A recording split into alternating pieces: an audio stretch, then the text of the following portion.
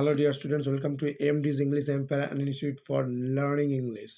Student, ইতিমধ্যে আমরা 400 series and 500 and already 600 series আমরা কমপ্লিট করে ফেলেছি। তো এবার আমরা 700 সিরিজে এন্টার করে গেছি। তো চলো 700 সিরিজে যে আমাদের মোস্ট অ্যাওয়েটেড পার্টগুলো থাকে সেই পার্টগুলো হচ্ছে কি section B, grammar and vocabulary. তো আজকে আমরা যেটা করবো, পেজ নাম্বার তোমরা দেখতে পাচ্ছ পড়েই 739।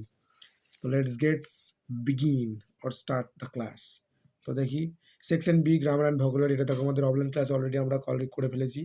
তো দেখি প্রথমেই যেটা আর্টিকেল অ্যান্ড প্রিপোজিশন আমাদের থাকে, ফিল ইন দ্য ব্ল্যাঙ্কস করতে হয়। সরি, আর্টিকেল প্রিপোজিশনে থাকছে না, পদে থাকে কি কারেক্ট অল্টারনেটিভ, যেটা হচ্ছে যে কি ভার্বের সঠিক ফর্ম এবং টেন্স মেনটেন করতে হয়। তো প্রথম প্রশ্ন পড়েছে, the sun was now dash dash the sky dash warmly on the লেজ দ্যাট ড্যাশ দ্য সাউথ। তো বুঝতে পারছেন যেহেতু ওয়াজ আছে এখানে, ওয়াজটা কি স্যার? ওয়াজটা পাস্ট কন্টিনিউয়াস টেন্সে আছে।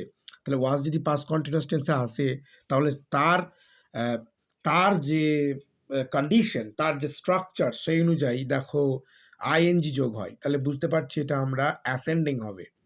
তাহলে the sun was now ascending, clear. The sky এর ক্ষেত্রেও তাই, যেহেতু এখানে ফর্মটা যে চলে এলো, তো এই সেকেন্ড ফর্মেও তো এই ফর্মটা নিয়ে আসতে হবে। তাহলে এখানে দেখো হ্যাড বিন ব্লাজিং আছে, the sky had been blazing warmly, এত গরম হয়েছিল যে on the leas that faced the south, যে সাউথের মানুষরা সেই গরম জিনিসটা অনুভব করতে পেরেছিল। তো চলো ডু অ্যাজ ডাইরেক্টেড পার্টে চলে যাই, যেটা অ্যাপ্রোপ্রিয়েট আর্টিকেল অ্যান্ড প্রিপোজিশন দিয়ে ফিল করতে হয়। ফার্স্ট, বুঝতেই পারছি এখানে ডেফিনেট আর্টিকেল আসবে। The most dreadful menace facing India today is the rise of communalism. We all should fight, আমাদেরকে সবাইয়ের সঙ্গে এই যে জিনিসটা, এই যে প্রতিকূলতা, এই প্রতিকূলতার জন্য ফাইট করতে হবে। আমরা জানি ফাইট, তারপরে যে ফিক্সড প্রিপোজিশন আছে সেই প্রিপোজিশনটা কি? এগেনস্ট। তাহলে ফাইট এগেনস্ট ইট কালেকটিভলি। আমরা যদি একতা হয়, মানে এক হয়ে, ইন্ডিয়ান পিপল এক হয়ে, এই যে কমিউনিকেশন যে জিনিসটা আজকে ড্রেডফুল হয়ে উঠেছে, সেই জিনিসটাকে আমরা একসাথে হয়েই নিবারণ করতে পারবো। তো চলো আমরা এই বি পার্টটা আমাদের মোস্ট অ্যাওয়েটেড পার্ট থাকে, সেটা আমরা তোমাদের রিকোয়ারমেন্ট অনুসারে আমরা বোর্ড ওয়ার্ক করে দেখিয়ে দেবো। তো চলো এখন যেটা আমাদের শেষ পার্ট থাকে এবং অন্তিম পার্ট থাকে এই সিরিজের, সেটা হচ্ছে কি ফেজাল ভার্ব। তো ফেজাল ভার্বটা দেখি, কারেক্ট ফেজাল ভার্ব যেটা গিভেন বিলো দেওয়া থাকে, এই যে বক্স, এই বক্সে পুট ডাউন করা থাকে। একটা কথা বলে রাখি, অনেক স্টুডেন্টকে আমি দেখে থাকি এই ফর্মটা এখানে পুট করে দেয়, যেটা একেবারে রং।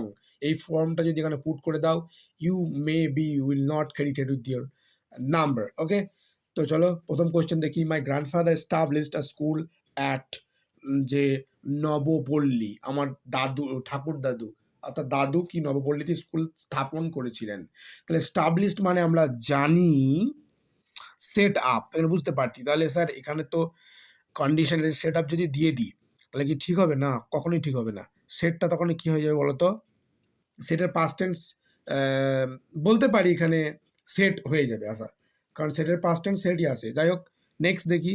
Right this is your exercise book. Right মানে লেখা। তাহলে রাইট মানে আমরা যেটা বুঝতে পারছি এখানে রাইট দিস, তো সেকেন্ডের উত্তর যেটা হবে পুট ডাউন। ওকে, তাহলে রাইট অর্থাৎ put down this is your exercise book. Next, this tree produces juicy fruit. Produces হচ্ছে তোমার যেহেতু আছে ইএস যোগ আছে, তাহলে ব্রিংস ফ্রথ নিয়ে আসে, তাহলে ব্রিং ফ্রথটা দিতে পারি না, এখানে এস যেহেতু আছে এস অ্যাড হয়ে যাবে। Thank you for watching this video. Please subscribe and support our channel. Thank you.